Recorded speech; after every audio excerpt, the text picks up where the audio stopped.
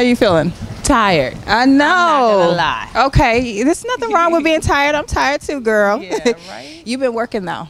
Thank you. The last time I saw you was at the TCAs. Yes. Yeah, Yes. right? When it was just all beginning. Yes. Pretty much.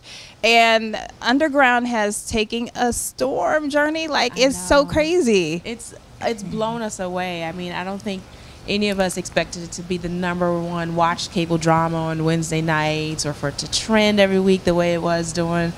I mean, I think audiences were so refreshed, you know, and one of the comments we got a lot was, where has this been all along? As if this was needed on television.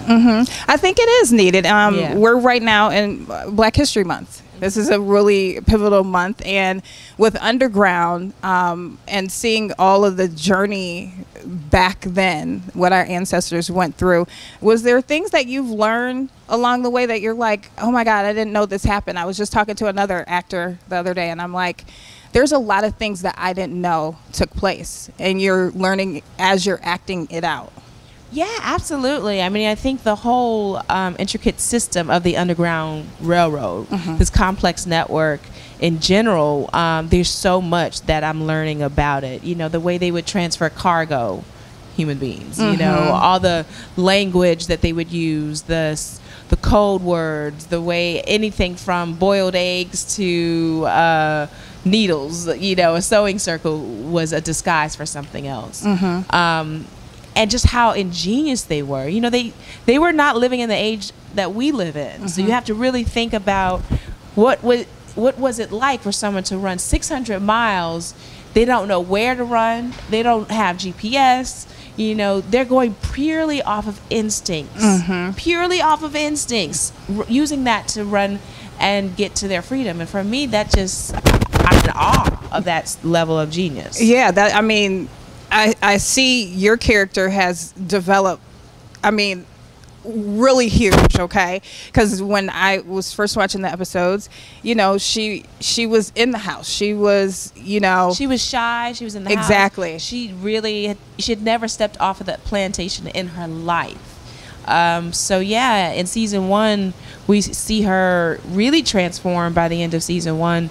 But beginning of season 2, she's become a soldier. Oh my God. She's become completely What is it, Black different. Rose? Yes, the Black Rose. Rose. What? The Black Rose, yeah. That's my new nickname. I know, right? Yeah, and she ends up doing a lot of questionable things in season 2 for a good cause, you know, but very much so like Ernestine, she will begin to manipulate some people around her and keep some secrets, hold back some information, all in an effort to get her family back, to put the pieces back together. Because even though she's made it to the North, she's attained her own freedom, she realizes she's not free until everyone is free. I mean, you got to play the game to get what you want.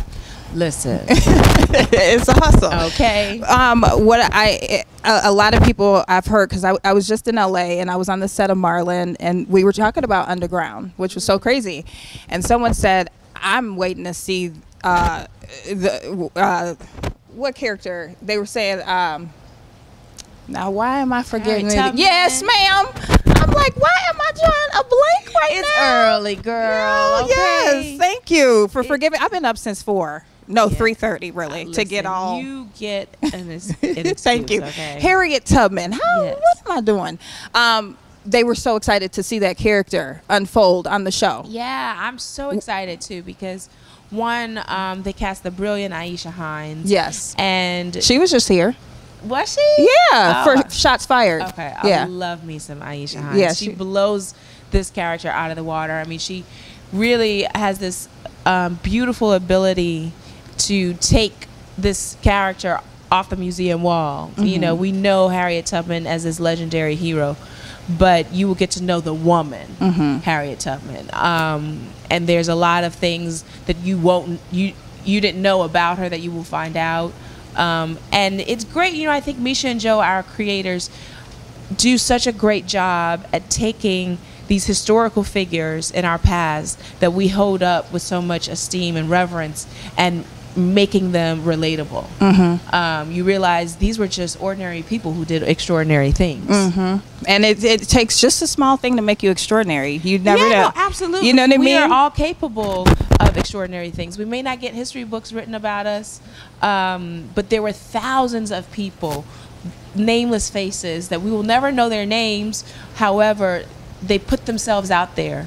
They stepped outside of their comfort zones, and they are the reason why we are sitting here today. Of course. Now let's talk about the extraordinary woman you are. You just had a baby. Thank you. Congratulations. Thank you. How is it being a mommy? It is the most fulfilling job I've ever had in my life. Is it? It really is. I mean, what makes it the most fulfilling? You will never know a love like this. And it's a cliche, but you will never know a love like this instantly. The level of devotion I have for Hunter. Oh my gosh. I mean, the level of love that you instantly have, you know, that I felt when I looked at him and he was only a few minutes old. It's overwhelming, and it's so powerful. What are some of the things that you're learning about yourself as a woman? Because they say things change, right? You become selfless and waking up at 2 o'clock, mommy duty. No, absolutely. It's definitely not easy. You don't get any sleep, or at least I am not getting any sleep. But I think for me initially, a lot of people are like, oh, okay, so when you going to get your body back, or when you going to do that? And what? You have your body back? No. See, for me, though, this is it. You know, it's about embracing the new woman that I am. Right. You know, burning down that old woman and not mourning that I'm never going to be the same woman again. You're never going to be the same woman again after you have a child, after you deliver and go through, you know, I did it unmedicated, all that kind of stuff. Unmedicated? Yeah. That's girl, I can't. No, not today. It's too early. I know. But my mom gave birth to 6 kids unmedicated, so I knew my whole childhood growing up there was no other option for me. But as I was saying is, after speaking with a lot of moms, you realize there is a transition you go through after you become a mother, and embracing the new woman that you are is really what's important. Okay. You know, not looking in the rearview mirror. And for me, that's what I'm learning so much, is to just embrace all this newness. It's all so new. What's new about you, though? I mean, so much. You know, I have someone who is more important than me. Right. That's true. You know, I have someone whose very existence depends upon me, you know, and he needs me for nourishment. Not only did I grow him inside of me, but he now needs me to feed him, and take care of him, and everything else you reassess in your life.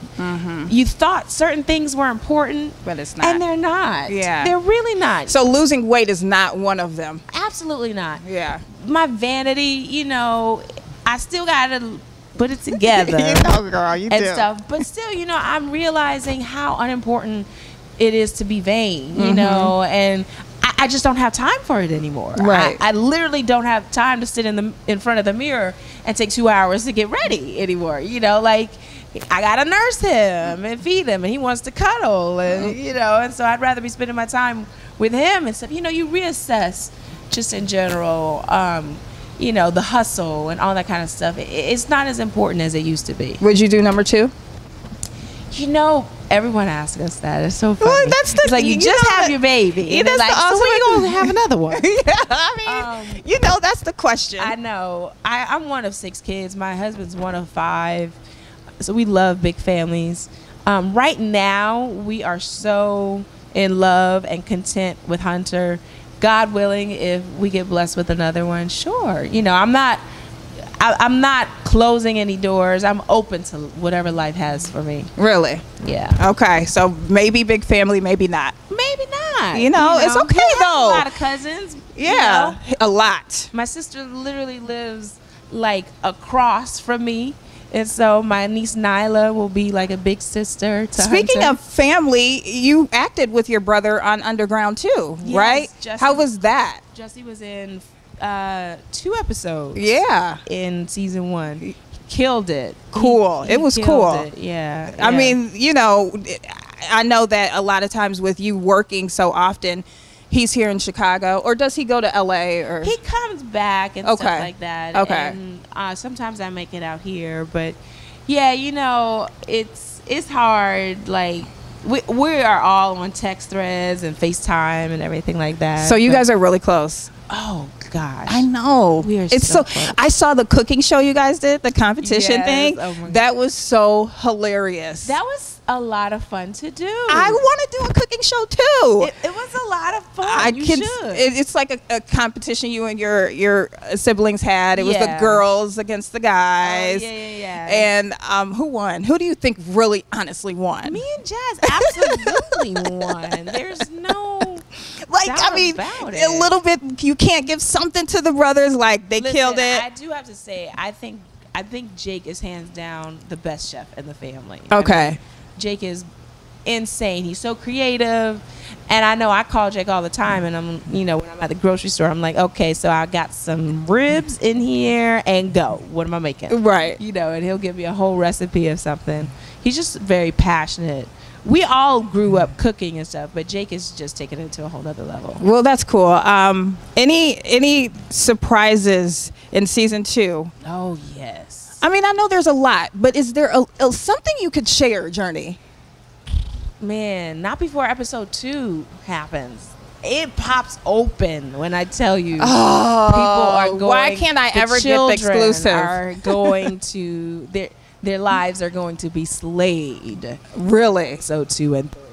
Oh my God. It's just mind blowing. I'll just say it stretched me beyond my own self. I mean, I've never done work this challenging in my life.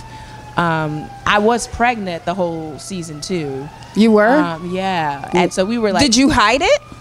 Yeah, I mean, in episode 1, you'll see I'm in like men's clothing. And so it's all baggy. Yeah. Okay. Yeah. They did hide the box in front of you. Well, there's no box. There's no box in the Underground I just Railroad. thought about the Cosby episode when they did that to Felicia. No, we didn't have that luxury. So okay.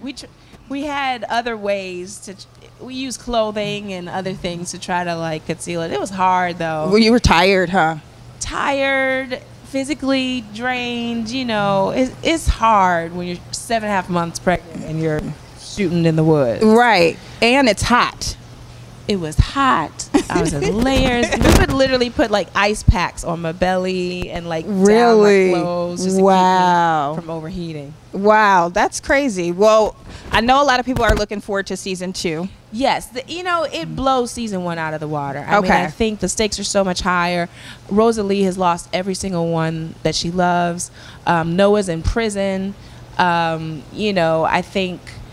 And you're going to get him out. I'm going to get him out. Harriet doesn't agree with this plan of me getting him out. She believes God sent me to her to get my family back. And she doesn't think he's family. But I'm like, I'm in love. Exactly. That's my boo. Exactly. And he risked his life for my own freedom, And so we kind of like butt heads on that. But I don't know that my mother has been sold. My mother, Ernestine, has been sold to another plantation. She's working on a rice field, a rice plantation. And so there's just a bunch of chaos that's happening. Well, when does the season 2 premiere?